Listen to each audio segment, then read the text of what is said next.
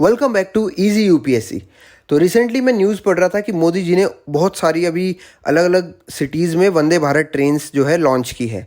तो ये तो आप आए दिन न्यूज़ पढ़ते होंगे कि वंदे भारत ट्रेन यहाँ पे लॉन्च हो रही है, आप जहाँ रहते हैं उसके आसपास भी लॉन्च होती होंगी। कंट्री में अब तक 34 semi high speed Vande Bharat train launch हो चुकी है। लेकिन मैं आपको आज 3 ऐसे पॉइंट्स बताने वाला हूँ वंदे भारत ट्रेन के बारे में जो आपने आज तक सुने नहीं, जिससे आपका ये पूरा टॉपिक एकदम अच्छे से आपको समझ आ जाएगा और बहुत सी ऐसी बातें आपको पता चलेगी जो आज तक आपने कभी नहीं सुनी होगी। इवन मैं पर्सनली बताऊँ तो जब तीसरा पॉइंट है ना, वो मुझे बहुत इंटरेस्टिंग लगा था। तो चलो डिस्कस करते हैं।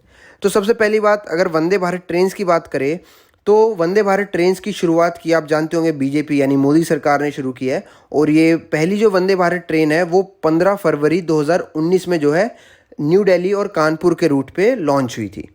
बेसिकली ये हाई स्पीड ट्रेन से आप जानते हैं कि ये जो डिस्टेंस में जो टाइम लगता है उसको काफ़ी डिक्रीज़ कर देती है। इनकी स्पीड जो है करीब 160 किलोमीटर पर आवर तक भी रहती है। तो अब दूसरा डिस्कस करते हैं कि मोदी सरकार इतना रेलवेज़ पे इतना क्यों स्ट्रेस करती है कि रेलवेज़ का इंफ्रास्ट्रक्चर जो है इम्प्रूव किया जाए।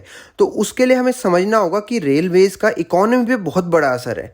आप देखेंगे कि चाइना ने भी इवन 2023 के फर्स्ट क्वार्टर में ऑलमोस्ट $16 बिलियन तक इन्वेस्ट कर चुकी है सिर्फ और सिर्फ रेलवेज़ के ऊपर।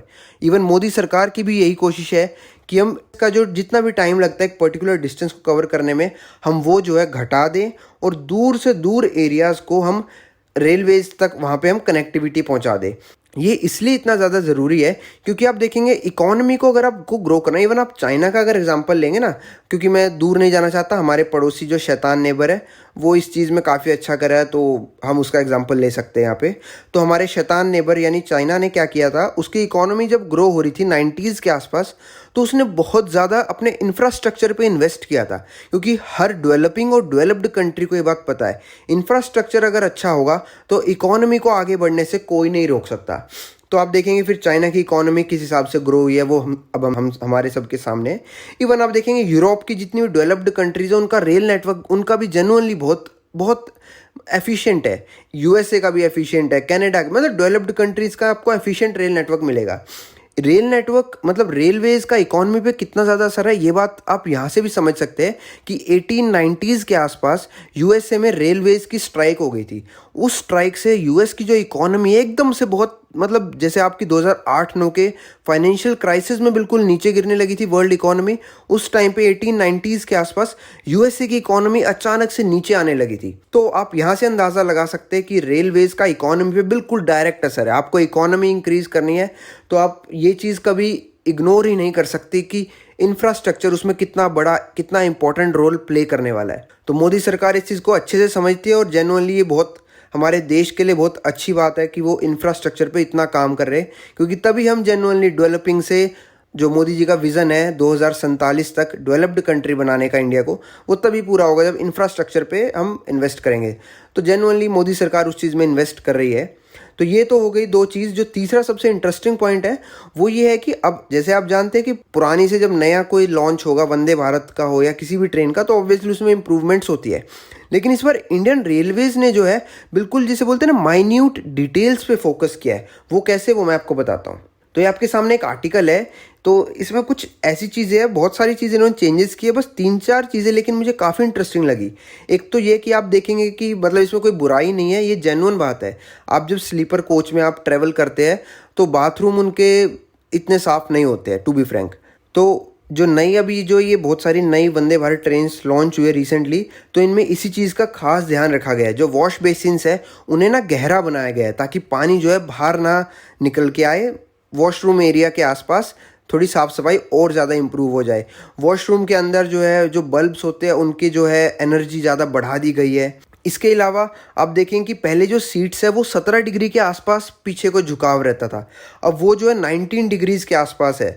तो ये बहुत छोटी बातें आपको लगे कि इनका क्या फ़र्क पड़ता है, बट ये छोटी छोटी बातें जब आप जेन्युइनली सफ़र करते हैं ना तो ये आपको एक घर जैसा फील करवाती है। आपको जेन्युइनली फील होता है कि यार हाँ, मैं टैक्स पे कर रहा हूँ तो सरकार मुझे वैसी सुविधाएं भी दे रही है।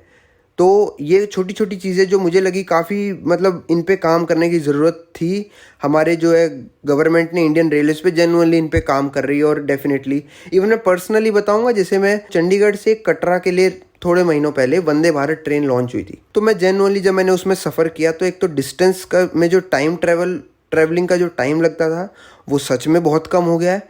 इवन जब मैंने जो कंफर्ट लेवल वहाँ पे मिला और जो खाना था वो जेन्युइनली काफ़ी टेस्ट है। आप में से जिस किसी ने भी वंदे भारत में ट्रैवल किया है तो आप यहाँ पे लिंक कर पाएंगे कि जेन्युइनली वंदे भारत में खाना जो है काफ़ी टेस्टी मिलता है। तो कंफर्ट लेवल मुझे काफ़ी अच्छा लगा, मुझे फील हुआ कि जो मैंने पैसे दिए टिकट के वो वर्थ इट था। तो ये ब्रीफ में मैंने आपको एकदम क्रिस्प तरीके से वंदे भारत के बारे में लगभग जो चीज़ें इंपॉर्टेंट है वो सारी बता दी है। तो एक चीज़ और मैं आपको बताता हूँ, इंडिया की सबसे महंगी जो ट्रेन है वो है आपकी महाराजा ट्रेन, जिसकी एक टिकट का प्राइस करीब करीब 7 लाख रुपए है। इवन इसके साथ ही मैं एक छोटी सी चीज़ और बताना चाहता हूँ, हमारा जो नया पार्लियामेंट बिल्डिंग बना है उसमें आपको पता नहीं होगा, न्यूज़ में तो आपको सिर्फ ये बताते हैं कि उसका गेट कहाँ है, गेट पे सिंबल कैसा है, उसकी लोकेशन क्या है, लेकिन कुछ ऐसी बातें इवन कहें तो मिस्ट्रीज़ है जो आपको बताई नहीं जाती। जैसे आपको नहीं पता होगा कि नए पार्लियामेंट बिल्डिंग में अंडरग्राउंड टनल्स बनाई गई है जो प्राइम मिनिस्टर के नए घर से कनेक्ट होती है, वाइस प्रेसिडेंट के